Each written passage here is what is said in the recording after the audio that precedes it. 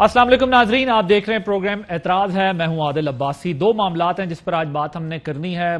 कोई इंट्रो देने की ज़्यादा ज़रूरत नहीं है, दिन भर आप देखते रहें। जो दो बड़ी इंपॉर्टेंट स्टोरीज है, एक तो ये कि पेट्रोल बम जो गिरा है आवाम पर, उस पर आवाम की चीखें निकल गई हैं और जो महंगाई का वो तूफान आएगा वो अभी देखना है।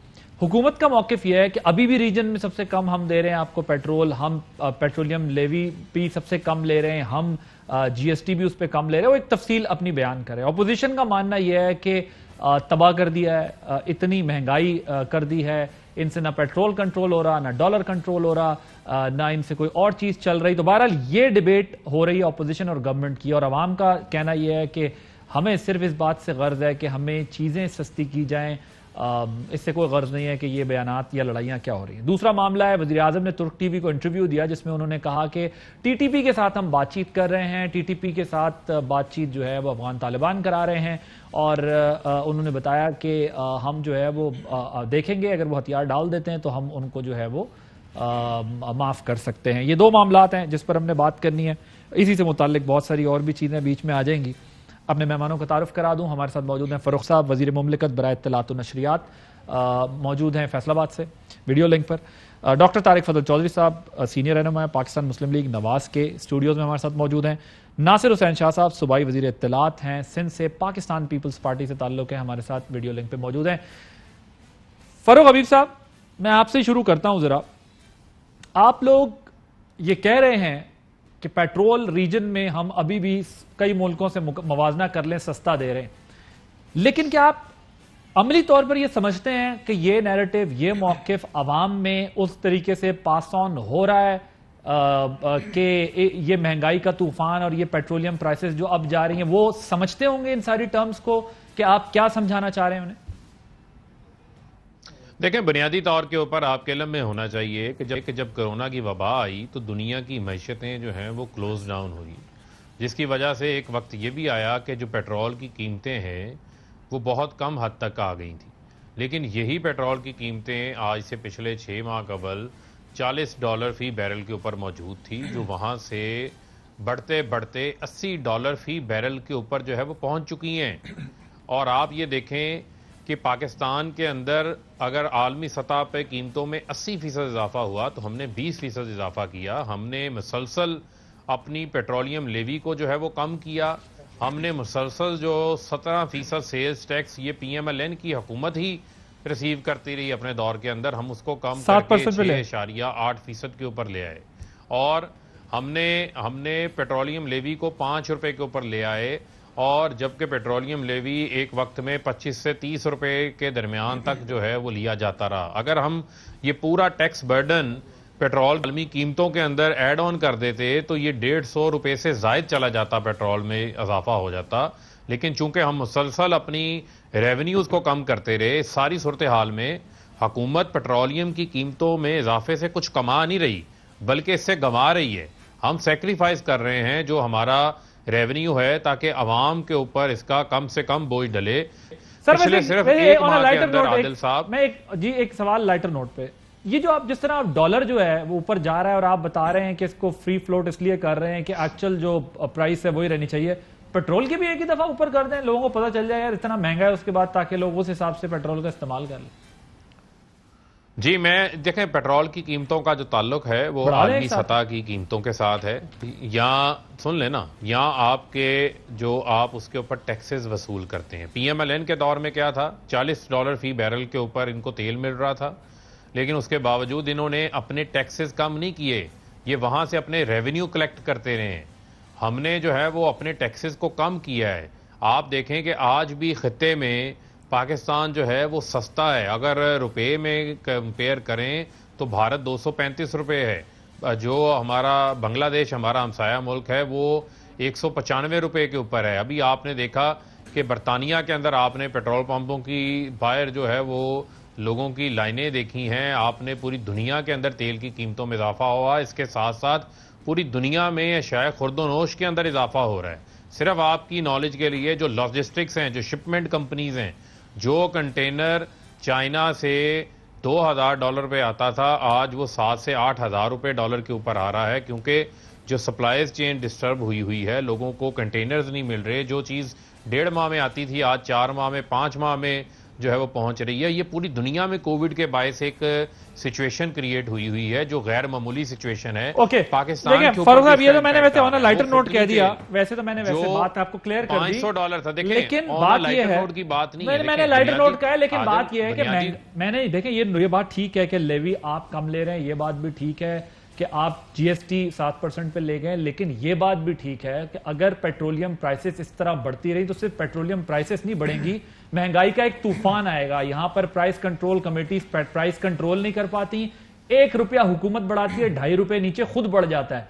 सो इन सारी चीजों को प्लान करना पड़ेगा। और आपने बात की ना शॉर्टेज की, पिछले साल हमारे यहाँ भी ये मसला हुआ था पेट्रोल का, और इंपोर्ट नहीं किया गया उस तरीके से, वाला बहुत सारे इश्यूज खड़े हुए थे। बहरहाल उस इंक्वायरी का भी अभी तक कुछ ना कुछ चल रहा होगा। तारिफ अब्दुल चौधरी साहब वो ये कहते हैं कि भाई रीजन में तो सबसे कम पेट्रोल हम प्राइस पे दे रहे हैं ना हम, और वो बता रहे हैं कि आप 7% जो है वो पे ले आए हम अपनी लेवी और हम जो है वो जीएसटी भी हमने कम कर दी है। तो वो कहते हैं कि हम क्या करें, और इससे ज्यादा तो नहीं, दुनिया में इस वक्त महंगाई है, हम क्या कर सकते हैं। बिस्मिल्लाहिर्रहमानिर्रहीम, बहुत शुक्रिया आदिल भाई साहब। देखिए, सरकारी तर्जुमान जो भी होंगे, और ज़ाहिर है वो इत्तलात के वज़ीर मुमलिकत भी हैं, वो अपनी सरकारी ड्यूटी कर रहे हैं, हम उनसे गिला नहीं कर सकते।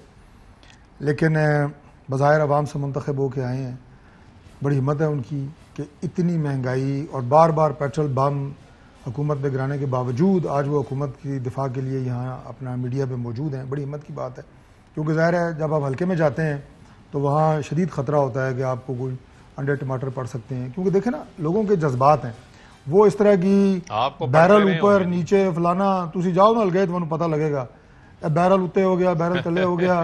देखिए, ये मुझे ये बताएं कि ये तो पेट्रोल की कीमतों के ऊपर तो ये वो बातें कर रहे हैं जो हमारी 99.9% आबादी के सर के ऊपर से गुजर रही है ना। ऐसी वो तहरीर इन्हें दी जाती है, आगे टीवी पे सरकारी बयान पढ़ देते हैं। मुझे अब ये बताएं कि ये जो नालायक लोग बैठे हुए हैं, मैं उनसे पूछता हूँ कि अदरक इंटरनेशनल मार्केट में कितने बैरल की है, ये टींडा और टमाटर कितने बैरल का है, ये ज़रा मुझे बताएं आप। वो ये आपसे कंट्रोल नहीं हो रहे, ये कोई बैरल में इनकी कीमतें तयन होती हैं। किसान को मिलते हैं 10 रुपये किलो, बाजार में मिल रहे हैं 250 रुपये किलो। ये नालायकी की हद है। अभी आपने जो बात की ना, डॉलर का आपने नाम लिया, बांग्लादेश उन्होंने मिसाल दे दी जी इतने का है, इंडिया इतने का है। बांग्लादेश में डॉलर 85 जो उनकी करेंसी है, 85 का 1 डॉलर है। इंडिया में 74.19 रुपये का 1 डॉलर है, आपका 174 का है। यार कोई हद होती है नालायकी की, उसके बावजूद आप मानने के लिए तैयार नहीं है। और आपको मैं बताऊं कि इनका टास्क सिर्फ एक है, अपोजिशन को गालियां, अपोजिशन के खिलाफ नए मुकदमात। मैं तो हैरान हूं आज उन्होंने नहीं ये चैप्टर खोला, वरना कोई इनसे अपनी जो इनकी बड़ी से बड़ी नालायकी उसका इन्होंने लिंक जो है पिछली हुकूमतों से जोड़ा होता है। आज जो भी आपने दूसरे मौजू की बात उन्होंने जोड़ दिया, आपने गौर नहीं किया, उन्होंने कहा है कि हमने पेट्रोलियम जो कि 21 हद तक उनकी बात दुरुस्त है कि वो जीएसटी 17% की बजाय 7% ले रहे हैं, लेवी वो 5 रुपए समथिंग ले रहे हैं। वो कहते हैं कि एक बड़ा रेवेन्यू जनरेशन लेवी के थ्रू पीएमएलएन की गवर्नमेंट लेती थी, उन्होंने आपको कहा है। मैं अर्ज करता हूं कि वो फर्ज नमाज भूल सकते हैं, वो ये मंत्रा नहीं भूल सकते जो प्राइम मिनिस्टर से शुरू होता है और आखिरी इनके बंदे तक जाता है। अनफॉर्चुनेटली सिर्फ मैं एक जुमला आपको कहूंगा कि कल प्राइम मिनिस्टर ने तकरीर की, जनाब कोई रोड का इफ्तिताह था, ये फलाने प्रोजेक्ट में जनाब करप्शन हुई है। उन्हें ये नहीं बताया गया कि वो जिन जिन प्रोजेक्ट्स का आप नाम ले रहे हैं उसमें हमारा दोस्त मुल्क चाइना है जिसने डायरेक्ट वो ठेके दिए हैं, और जो कॉन्ट्रैक्टर है वो एफडब्ल्यू है। सर ये लोग कहते हैं ये इनका मौकिफ ये है अच्छा कि हम उन्हें नहीं कह रहे आप उनके पीछे ना छुपें। उसमें मुस्लिम लीग नून के मनपसंद लोग थे जिन्हें ठेके दिए गए। अमीर मकाम साहब का नाम लेते हैं, वो दूसरों का नाम लेते हैं जिन्हें दिए गए, जिनके साथ प्रोजेक्ट्स गिन के बताए हैं जिसमें ऑफिशियल कॉन्ट्रैक्टर ये रहे हैं।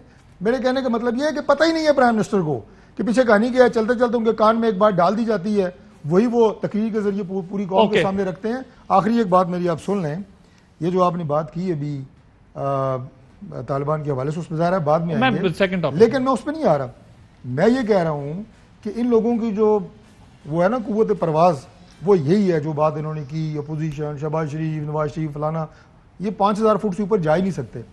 आप मुझे बताएं कि जो इस वक्त अमेरिकन सेनेट के अंदर 22 रिपब्लिकन सेनेटर्स ने बिल डाला है, उसकी हुकूमत को खबर है? कि पाकिस्तान का किरदार अफगानिस्तान में क्या रहा है और उसके बारे में हमें इतला दी जाए और उसके खिलाफ हम एक्शन लेने की तैयारी चले वो अब उसके जवाब वो क्या आपको ये पता है कि जो अमेरिकन पार्लियामेंट के सामने उनके जर्नल्स पेश हुए हैं, उन्होंने अफगानिस्तान की सूरत हाल को आपके न्यूक्स के साथ जाकर जोड़ा है? ये गवर्नमेंट को पता है? ये बस गालियां देने के इस टॉपिक पे आते हैं नजर तालिबान वाले पे तो फिर बात करेंगे। शाह साहब वो गवर्नमेंट का मानना ये है कि महंगाई, कमोडिटीज पूरी दुनिया में हाई प्राइस बढ़ रही हैं, प्राइस हाइक है वहां पे।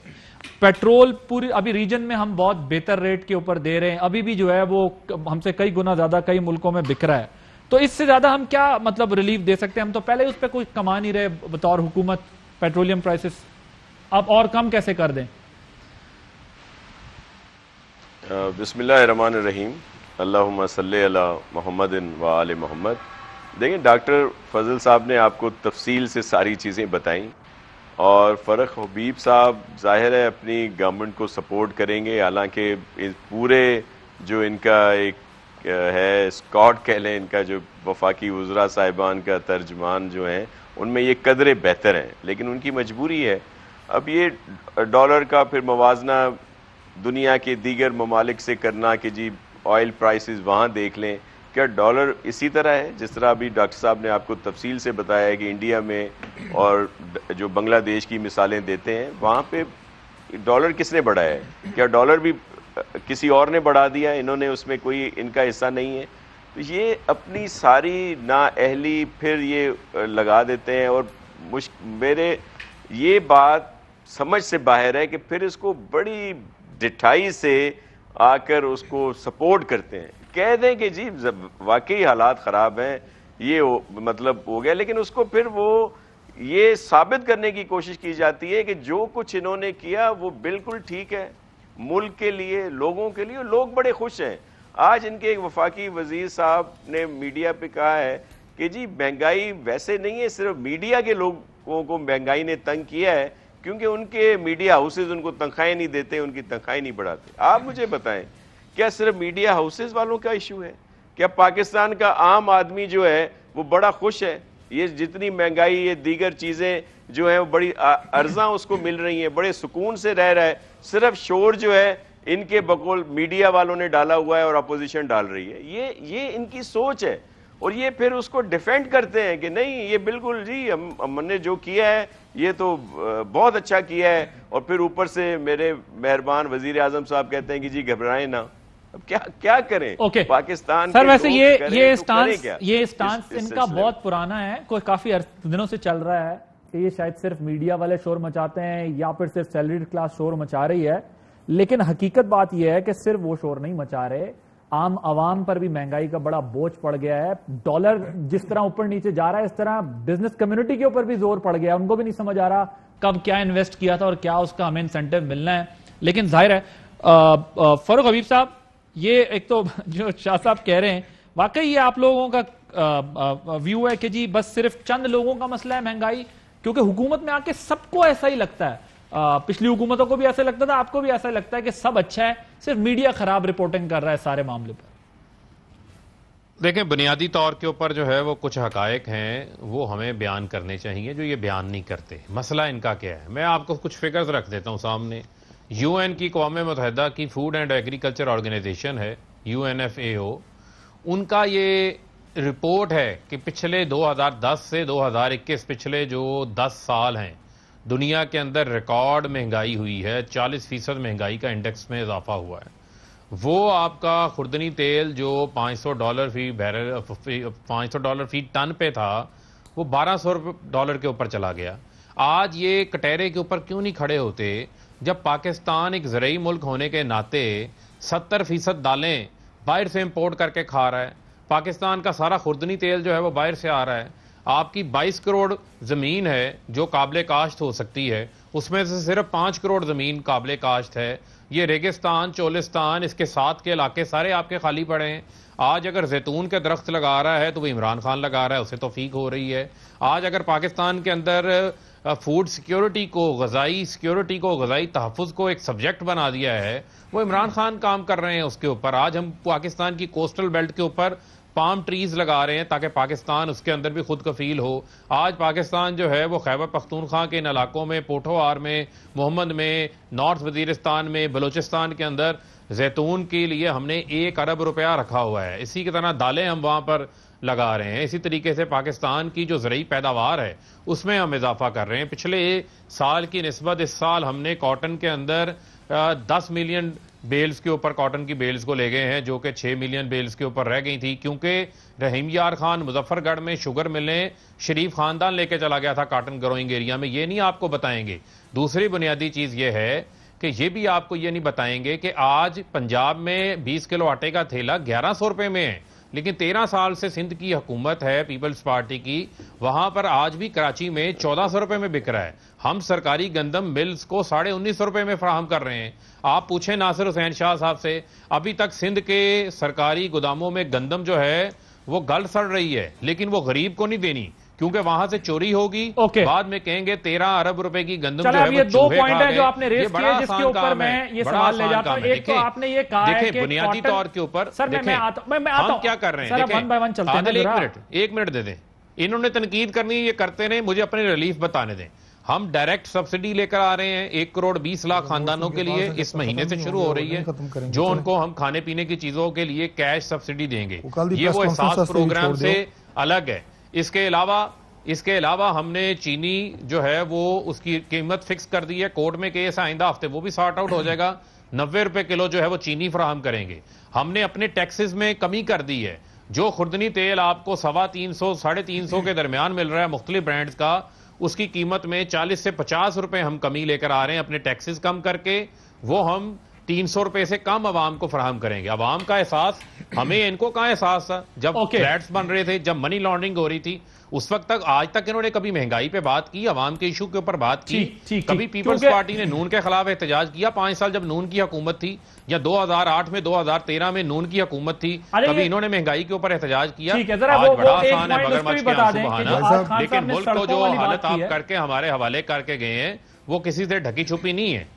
ठीक है, वो मैं चले फिर जरा दोबारा लंबा हो जाएगा वरना मामला सारा। 2 पॉइंट्स हैं सर, जरा क्विकली, क्योंकि आपको बोला है उन्होंने शरीफ फैमिली की शुगर मिले जब रहीम यार खान और आगे लग रही थी तब उन्हें कॉटन बेल्स का ख्याल क्यों नहीं था? देखें पाकिस्तान की ग्रोथ अच्छी हुई है, फिर भी 550 टन आपको इंपोर्ट करना पड़ा है कि वो फर्ज नमाज भूल जाएंगे, वो शरीफ खानदान पे इल्जाम लगाना नहीं भूलेंगे। लेकिन ये रियलिटी है कि शुगर इंडस्ट्री ने कॉटन इंडस्ट्री को टेक ओवर कर दिया है और आपके मुल्क में कॉटन नहीं लगती। ये जितनी आपको पूरी महंगाई की पूरी फहरिस्त और दास्तान इस वक्त नजर आ रही है, ये शरीफ खानदान की शुगर मिल वो भी बंद पड़ी है, ये वो वजह नहीं है, खुदा का वास्ता है। वजह नहीं बयान कर रहा मैं, आपको कह रहा शुगर इंडस्ट्री का तो कब्जा हुआ है ना एग्रीकल्चर कंट्री में, कॉटन नहीं है। शुगर मिल का यार, ये शुगर मिल का इशू की बात हो रही है। नहीं वैसे अवाम मर रहे हैं महंगाई से, आप एक शुगर मिल के पीछे पड़ गए। एक शुगर मिल नहीं छोड़ें, मैं आपको अभी बात बता रहा हूँ, ये इशू है। नहीं इशू है, सबसे बड़ा तो अभी देखिए इशू तो सबसे बड़ा अभी आपने जहांगीर तरीन को नहीं, अभी आपने उसके खिलाफ आपने तहकीकात की, इनके लोग जो अभी वजीर हैं उनके खिलाफ तहकीकात की, निकला कुछ भी नहीं, डिबेट डाइवर्ट हो जाएगी। मैं बात कुछ और कर रहा हूँ। मैं ये कह रहा हूँ कि यूनाइटेड नेशन से शुरू होकर इन्होंने जो मंजरकशी की पाकिस्तान की और इन्होंने अपने जो ये तमाम इकदाम इन्होंने बताए, मुझे तो लगा मैं कोई स्विट्जरलैंड की कहानी सुन रहा हूँ। और अगर इजाज़त दें आपके प्रोग्राम में अगर टाइम हो तो मैं चंद दोस्तों को फ़ोन करके बताऊँ यार हालात तो ये हैं जो फ़र्रुख हबीब साहब बता रहे हैं, आप खामखा परेशान हैं। मतलब ये तो वो मंजरकशी है कि लगता ये है कि हम तो मतलब एक तरक्की याफ्ता मुल्क बन चुके हैं। ये बात तो फैलानी चाहिए, आप भी लोगों को फ़ोन करें, मैं भी फ़ोन करता हूँ, बताना चाहिए लोगों को कि आप पागल हैं या वजीर मौसूफ ने जो गुफ्तगू की है महंगाई तो मतलब जाहिर है। और मुझे ये समझ नहीं आती कि चले इन्होंने यूएन का, इन्होंने कहा जनाब वो हो गया, और इन्होंने पहले जो मंजरकशी की कि जनाब इतने % हमारा काबिल काश्त रकबा है, तो मुझे तो लगा पाकिस्तान है ही वो रेगिस्तान, सारा को बंजर ही है, हम खुदा न खास्ता। लेकिन बात यह है कि वो तो आपने बता दिया। मुझे ये बताएं कि वो कौन सी फोर्सेज हैं कि रात को सरिया होता है जनाब 1,20,000 रुपये टन, सुबह उठो 1,40,000 रुपये टन, अगले दिन जनाब उठो 1,60,000 रुपये टन। ये कौन कंट्रोल कर रहा है? ये कौन सा यूएन बैठा हुआ है जो उन्हें कहता है जी सरिया महंगा कर दो? आपके कोई चीज आप नाम ले लें और मेरे भाई ये नालायकी है, आप नालायक हैं, आपकी एडमिनिस्ट्रेशन नालायक है, आपके पास एडमिनिस्ट्रेटिव क्वालिटीज हैं नहीं, नालायक लोग सर, आपने लगाए हुए हैं। वैसे अभी ये फेलियर है, ये फेलियर है आपका, इसको माने। ओके, एक पॉइंट ऑफ व्यू ये भी है कि जो आप वो नया पाकिस्तान हाउसिंग स्कीम 35 लाख की आपने उसकी जिसकी कॉस्टिंग की थी वो तकरीबन शायद 45 लाख पे जाके कॉस्ट कर रही है। ये जो सरिये वाली बात कर रहे हैं, ये भी वाकई देखें ना, कंस्ट्रक्शन इंडस्ट्री को आप इंसेंटिव्स तो दे रहे हैं, साथ में अगर प्राइसेस अप हो जाती हैं सीमेंट और स्टील की, तो आप वो किसी के लिए फिजिबल कैसे होगा। लेकिन at the same time doctor साहब जो बात वो भी कर रहे हैं कि अगर पाकिस्तान एक जरिए मुल्क होने के बाद सिर्फ शुगर मिलें लगाता रहे और बाकी दालों से लेके कॉटन तक आपको इंपोर्ट करनी पड़ जाए, तो ये भी कोई बात ना हुई कि आप ये 2-2.5 साल में तो नहीं हुआ ना, ये कई सालों की दास्तान है। शाह साहब के बाद आखिरी सिर्फ एक जुमला कि ये इनको किसने बताया था, ये इसी दौर की बात कर रहा हूं कि पाकिस्तान में चीनी वाफर हो गई है, चीनी बाहर चली गई, फिर किसने ने बताया कि चीनी कम हो गई है, फिर चीनी इंपोर्ट हुई। ये तो वैसे नालायकी है, गलत डिसीजन है। इसको माने, कब इंपोर्ट करनी है, कब एक्सपोर्ट करनी है, वजाहतें नहीं है, नालायक हैं। गवर्नेंस का या गवर्नमेंट का मतलब ही होता है कि वो असेस करे कि यहां पर हमें इंपोर्ट करनी है, यहां पर हमें एक्सपोर्ट करनी है, यहां हमारे पास बचना चाहिए या नहीं बचना चाहिए। खैर शाह साहब वो ये कहते हैं कि गंदम आप लोगों के तो गोदामों में ही पड़ी रह गई है, आप जो हम तो फिर भी जो है वो सपोर्ट प्राइसेस दे रहे हैं। पंजाब में देखें क्या रेट है, इधर क्या रेट है। उन्होंने नून का जवाब तो दे दिया, वो पीपल्स पार्टी का कहते हैं कि सिंध में आप क्या कर रहे हैं। देखें आदिल भाई, ये हमेशा से ही वतीरा रहा है ना कि इल्ज़ाम लगा देना, इल्ज़ाम दर इल्ज़ाम। मैं सिर्फ ये अर्ज़ कर रहा हूँ कि एक तो चेक करवा लें कीमतें, आपका तो ARY का पूरा नेटवर्क है, लेकिन जो सरकारी इदारा है जो ये सारे रेट फराहम करता है उसमें भी देख लें तो बिल्कुल आपको नज़र आ जाएगा कि जो इन्होंने बात की वो गलत है। मेरे बड़े मोहतरम हैं फारूक साहब, बिल्कुल गलत है। अच्छा, अब ये मतलब क्या गलत बात की? हमेशा से यही कि यहाँ पे रेट है वो ज्यादा है, यहाँ पे ज्यादा। अच्छा, वो जो कराची के जिस स्टोर की बात की होगी वो देख लें, वो उस स्टोर की बात की होगी जो उमरा का है, जहाँ पे वो लोग जाते हैं। वैसे ही हर चीज जो है वहां पे वो महंगी बिकती है। सर गंदम क्या प्राइस है पर केजी? अदरवाइज अब सुन ले सर, मैं बिल्कुल सुन रहा हूं, वैसे पूछ रहा हूं गंदम की प्राइस क्या है पर केजी वहां पर सिंध में? सर हमने तो देखें, हमने जो एक मन की कीमत मुकर्रर की थी 2000 अपने काश्तकार को प्रोमोट करने के लिए, सपोर्ट करने के लिए, ताकि वो ज्यादा से ज्यादा गंदम उगाए। ये ना हो कि जो अभी इन्होंने पहले गंदम को एक्सपोर्ट कर दिया, बाद में वो इंपोर्ट किया, ये भी इसी हुकूमत का शाखसाना है। फिर इन्होंने अपने काश्तकार को पैसे नहीं बढ़ा के दिए बल्कि इंपोर्ट की, और वो गंदम जो नाकिस है, जिसमें जब ये मिक्स की जाती है यहाँ की गंदम, तब वो खाने के काबिल होती है। ये इनकी पॉलिसीज हैं। दूसरी, ये जो बात कर रहे हैं मेरे भाई कि ये अभी तक फ्लोर मिल्स को सब्सिडी रेट्स पे नहीं दी जा रही, हमेशा हर साल सिंध में अक्टूबर के महीने में हम लोग देते हैं अपनी फ्लोर मिल्स को सब्सिडी रेट पे, ताकि कीमतों पर कंट्रोल रहे।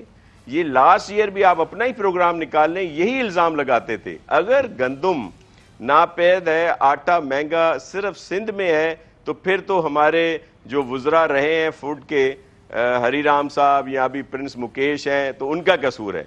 अगर पूरे मुल्क में ये बहरान है तो क्या हमारा उसमें कसूर है? अगर सिर्फ सिंध की बात हो, सिर्फ आटा सिंध में महंगा हो, तो फिर तो हम कसूरवार हैं इस बात के। ये बिल्कुल गलत है।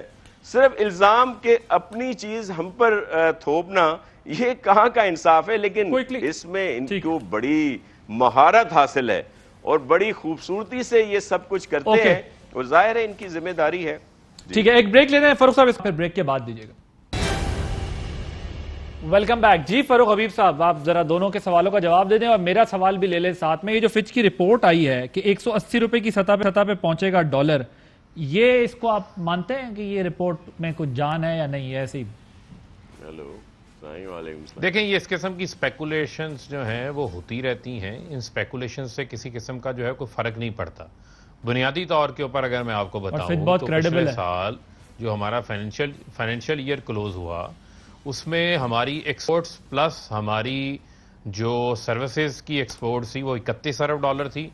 हमारी जो तरसीलात ज़र जो बैरून मुल्क 90 लाख पाकिस्तानी भेजते हैं वो 29 अरब डॉलर था। ये तकरीबन 60 अरब डॉलर था। और इसी के दरमियान हमारा उस वक्त रोशन डिजिटल अकाउंट में भी 1 से 1.5 अरब डॉलर आ चुका था। तो लिहाजा पाकिस्तान की जो हमारा डॉलर के हवाले से जो हमारा बैलेंस था वो हमारा इक्वल रहा। इसी वजह से पाकिस्तान का जो है वो करंट अकाउंट भी सरप्लस जा रहा था। लेकिन मौजूदा सूरत हाल के अंदर जो हम एक्सपेक्ट कर रहे हैं कि इस साल जो exports plus goods exports plus services ये इंशाल्लाह 40 अरब डॉलर के करीब जाएंगी और इसी तरीके से हमारी जो फॉरेन रेमिटेंसेज हैं उनके अंदर भी जो है वो इजाफा होगा और हमारा रोशन डिजिटल अकाउंट के अंदर 2.5 अरब डॉलर आ चुके हैं। रोज़ाना ओवरसीज़ पाकिस्तानी 1000 अकाउंट खोल रहे हैं, तो डॉलर्स का नेट फ्लो पाकिस्तान के अंदर एक्सपेक्टेड है कि 70 से 75 अरब डॉलर के करीब जो है वो होगा। और PMLN के दौर के अंदर 2013 से 2018 जो इनका आखिरी साल था, जो नेट नॉन डेट यानी कर्जा लिए बगैर जो डॉलर का फ्लो था वो 50 अरब डॉलर था, यानी हमारा उनसे 10 अरब डॉलर था। 10 अरब डॉलर जायद था पिछले साल के बनिस्बत। तो मैं समझता हूं कि जो डॉलर है वो पहले भी 168 पे गया, 152 पे आया। ये 2 बार ऐसा हो चुका कि मार्केट बेस रेट है ये अपने आप को खुद फिक्स करता है और पाकिस्तान की जो वॉलेटिलिटी है डॉलर की ऊपर नीचे जाने की वो 4% है, जबकि दुनिया के बहुत सारे ऐसे ममालिक हैं जहां पर 12% भी है, 13% भी है और कोविड के दौरान। लेकिन इस सारी सूरत हाल के दौरान पाकिस्तान के स्टेट बैंक के जो रिजर्व्स हैं वो हमारे तारीखी तकरीबन 20 अरब डॉलर के करीब जो है वो अपनी जगह पर मौजूद हैं। लिहाजा मैं समझता हूं कि इसके ऊपर स्पेकुलेशन करने की जरूरत नहीं है। हम अपनी सर वैसे मैं 2 बातें आपको बता दूं, एक तो फिच जो है ना वो बड़ा क्रेडिबल है, मैं ये नहीं कह रहा कि ऐसा होगा, लेकिन फिच बहुत क्रेडिबल है। उसकी जो असेसमेंट है वो उसको बिल्कुल भी रूल आउट नहीं किया जा सकता। मैं ये नहीं कह रहा 100% मैं जरा मुकम्मल तो करने दें सर, मुझे मुकम्मल तो करने दें। फारूक हबीब साहब, मैंने आपकी बात पूरी तसल्ली से इसलिए सुनी ना, मैं ये कह रहा हूं कि ये पॉसिबल है कि ना हो, ना जाए इंशाल्लाह, अल्लाह करे ना जाए, क्योंकि मुल्क के लिए अच्छा नहीं है और नहीं जाएगा, वो आपकी बात मान लेते हैं चले हम। लेकिन यह है कि वो क्रेडिबल है। एक दूसरा, वो जो आप हॉट मनी लाए थे जिसका 13% आपने इंटरेस्ट रेट रखा था, उसका क्या बना? उसकी वजह से भी तो डॉलर जो है वो आपका ऊपर उड़ गया। हादिल, करेंसी डिवैल्यूएशन हुई। सारे मामले में किसी सुन लेना, इस सारे मामले में हॉट मनी का मामला नहीं है। देखें, फिर आपको मैं ये कहूंगा कि पाकिस्तान को हमें डॉलर्स की तो जरूरत है, या हम अपनी एक्सपोर्ट्स बढ़ा के लेकर आए या हम अपने कर्जे ले लें। मुझे ये बताएं, ये दोनों बैठे हुए हैं साहिबान, इनके दरबार के अंदर जो है वो हमारी PMLN के दौर के अंदर हमारी एक्सपोर्ट नीचे जा रही थी। मैं फैसलाबाद में मौजूद हूँ, यहाँ पर टेक्सटाइल इंडस्ट्री को ताले पड़े हुए थे, कबाड़ के भाव में लोग मशीनें बेच रहे थे। आज 100% कैपेसिटी पे चल रही है, नई इंडस्ट्री लग रही है। हमने लोगों को फैसिलिटेट किया कोविड के दौरान, जिस तरह दुनिया का जो हशर नशर हुआ है, मैशियतों का सुकड़ गई है। माइनस में थी, -7% के ऊपर भारत की मैशियत थी। इसी के साथ साथ सुन लेना, हमें IMF और दुनिया के दीगर ममालिक कहते थे हमारी ग्रोथ 2% होगी, हम 4% से ज्यादा ग्रोथ ले गए अपनी। पाकिस्तान आज ग्रोथ मोड में है। आज आपकी पहली समाही के अंदर आपकी 38% टैक्स कलेक्शन ज्यादा है। टारगेट 1277 का था, हम 1400 अरब रुपया इकट्ठा कर लिया। 186 अरब रुपया हमने जायद जो है वो इकट्ठा किया है टैक्स कलेक्शन के अंदर। तो पाकिस्तान की मैशियत का पहिया जो है वो चल रहा है, हम सस्टेनेबल ग्रोथ की तरफ जा रहे हैं। और ये क्रेडिट कार्ड ग्रोथ नहीं है सागडार की तरह कि कर्जे लेते जाओ खर्चते जाओ, ये कंजम्पशन बेस्ड नहीं है, वैसे आपने मेरा पैदावार बेस है। हॉट मनी का जवाब नहीं दिया, ग्रोथ है। लेकिन चले वो अभी मौजू उसको नहीं बनाते। देखें, वो तो पहले देखें, कैपिटल मार्केट से आप पैसा लेते हैं, आप डॉलर इकट्ठा करने के लिए इकदाम करते हैं। 2.5 बिलियन डॉलर लिए थे, कितने आए थे? लेकिन मैंने आपको पहले कहा कि अब देखें, मैंने आपको पहले कहा कि आज तो वो 13% वाला रेट नहीं है, आज तो 7.25 डाल के लोग निकाल के ले गए ना, ये भी तो पता चले उससे फायदा हुआ या नुकसान हुआ। अपनी मॉनेटरी पॉलिसी को थोड़ा सा टाइटन किया, चले उससे फायदा हुआ या नुकसान। बहरहाल शाह साहब वो कह रहे हैं कि भाई कोई पॉलिसी नहीं थी ना, कर्जा लो मुल्क चलाओ, ये पॉलिसी थी। हमने अपनी एक्सपोर्ट्स बढ़ाई है, इंडस्ट्री को जिंदा किया है, दोबारा से यहां पर लेकर गए, वरना तो एक ही तरीकाकार था, कर्जा लो मुल्क चलाओ, करंट अकाउंट डेफिसिट बढ़ता है बढ़ाओ, सर्कुलर डेट बढ़ता है बढ़ाओ, जैसे तैसे करके बस सब्सिडी दो मुल्क चलाओ। हम तो कहते हैं कि ये डिसीजंस ले रहे हैं सख्त, जिसकी वजह से ये इश्यूज हमें देखने पड़ रहे हैं। शाह साहब देखिए, अगर ये सारी चीजें होती और ये कर्ज ना लिया होता, इन्होंने तो इन मुख्तसर अरसे में जो गुज़श्ता हुकूमतें हैं उन सबसे ज़्यादा कर्जा लिया है। और फिर ये अगर इतना ही स्टेबल हैं हम लोग, इतना ही बहुत सारी चीज़ें बेहतर हैं, तो वो ट्रिकल डाउन आम आदमी के पास क्यों नहीं होता? आज आम आदमी क्यों परेशान है 2 वक्त की रोटी के लिए? अगर खुदा ना खास्ता कोई बीमार है तो उसकी दवाइयों के लिए, बच्चों की फीसों के लिए, इस बिजली के बिल, गैस के बिल, दीगर चीज़ें अगर वो अफोर्ड कर रहा है, ये सारी चीज़ें ट्रिकल डाउन हो रही हैं और सब खुश हैं, तो फिर हम सब लोग बहुत गलत बातें कर रहे हैं। इन्होंने तो वाह करा दी। अगर आज इन्होंने बेड़ा गर्क करके रख दिया है मईशत का, भी जो आपने उसकी जिक्र कर रहे हैं उसकी तरफ भाई आ नहीं रहे कि कितने परसेंटेज पे इन्होंने ये सारा कुछ लिया। इसमें बहुत सारे जो रिजर्व्स की बात की जा रही है, वो कौन से रिजर्व्स हैं? वो जो हमारे दोस्त ममालिक ने दिए हैं। अगर आपने रुपया डी वैल्यू किया है तो क्या हमारी इंपोर्ट बढ़ी है? चले सियालकोट में अच्छी बात है, इंडस्ट्री लग रही है, खुल रही है, हम और अल्लाह करेगा पाकिस्तान आगे तरक्की करेगा, हम तो इसमें खुश हैं। अगर ये ऐसा होता है, अगर इतना रुपए को इतना डी वैल्यू करने के बाद भी पूछे इंपोर्ट बढ़ी है, चले ये जवाब में ले बढ़ी है तो बहुत अच्छी बात है। हमारा सॉरी एक्सपोर्ट की बात कर रहा हूँ, एक्सपोर्ट बढ़ी है। अगर एक्सपोर्ट बढ़ी है तो एक्सपोर्ट नहीं एक्सपोर्ट बढ़ी है, ये तो इंपोर्ट बढ़ रही है। इनकी तरक्की ये है कि आज दालें भी इंपोर्ट हो रही हैं। ये जो गंदम की बात की जा रही थी, गंदम इस वक्त जो इंपोर्ट की है हमारी हुकूमत ने, वफाकी हुकूमत ने, उनको 6000 से ज्यादा पड़ी है और अपने काश्तकार को 4000 और कुछ 100 दे रहे थे। हमने तो फिर भी अपने काश्तकार को 5000 दिए। डॉक्टर साहब आप फिर मैंने फर्क ये बड़ी सिंपल सी बात है जी कि जो अभी शाह साहब ने आखिरी बात की है कि आपका जो पैरामीटर होता है, जो इंडिकेटर होता है आपकी तरक्की का, आपकी इकोनॉमी का, वो अवाम की खुशहाली है। और उसके लिए ये फॉरेन रिजर्व्स इतने हो गए और जनाब फलान इतना हो गया, फॉरेन रिजर्व्स का लोगों ने तावीज़ बना के गले में डालना है। भाई आम आदमी की मैशत क्या है आदिल भाई साहब? आपके ये स्टाफ के लोग हैं, आपके घर में स्टाफ है, ऑफिस में स्टाफ है, इनसे पूछें मैशत कितनी आप जानते हैं? वो कहेंगे 3 वक्त की रोटी, घर का बिल, बिजली गैस का, घर का किराया, बच्चों की फीस और दवाई, ये टोटल मैशत है। उधर आपने तबाही पट दी है पूरी कौम की और इंडिकेटर आप आसमानों से मिला रहे हैं। मुझे समझ नहीं आ रही कि इनके पास गलत इंफॉर्मेशन है या ये इंफॉर्मेशन गलत इकट्ठी करके प्राइम मिनिस्टर को गलत देते हैं। ये मुझे समझ नहीं आ रही कि ये कहानी गलत किधर है। तो आपके ख्याल में दूसरी बात भी हो सकती है, खुद बेवकूफ है, दूसरी बात भी हो सकती है तर्जुमान या प्राइम मिनिस्टर को बेवकूफ बनाया हुआ है। यकीन करें मैं सीरियस बात कर रहा हूं कि इनमें कहां प्रॉब्लम है। लोग चीख रहे हैं, इन्हें पता ही कोई नहीं है। ये ऊपर से जो मंजर कशी कर रहे हैं वो तो लगता है कि वो क्या कहते हैं उर्दू में कि रावी चैन ही चैन लिखता है। मसला है ही कोई नहीं। ठीक, आप पूछें कोई मसला है, कहेंगे मसला है ही कोई नहीं। एक ब्रेक और सिर्फ एक सवाल मैं कर रहा हूं कि आप जनाब हर चीज की जिम्मेदारी आपने माजी में आपने वजीर आजम पर डाली है। पेट्रोल महंगा, वजीर आजम चोर, महंगाई वजीर आजम चोर, बिजली महंगी वजीर आजम चोर, गैस महंगा वजीर आजम चोर। एक ब्रेक लेते हैं। आपके कॉल है, हमारे नहीं है। ब्रेक के बाद इस पर फारूक हबीब साहब से जवाब देते। वेलकम बैक जी। फारूक हबीब साहब जरा वक्त कम है, जरा क्विकली जवाब दे दीजिएगा ये दोनों अपोजिशन लीडर्स की जानिब से जो ऑब्जेक्शन किया गया। देखिए मैं समझता हूं कि इनकी तरफ से जो ऑब्जेक्शंस हैं उन ऑब्जेक्शंस के अंदर जान इस वजह से नहीं है कि ये दोनों पार्टियों को इस मुल्क के अंदर 3-3 बार हुकूमत करने के मौके मिले। ये कोई एक ऐसा इदारा बता दें आदिल अब्बासी साहब जिसको ये ठीक छोड़ के गए हों। कौमी जुर्म है कि आज आप जो बिजली की बातें करते हैं, आज आप बिजली कारखाने से खरीदें ना खरीदें, आपने 1500 अरब रुपया टेक और पे की मद में जो है वो अदा करना है।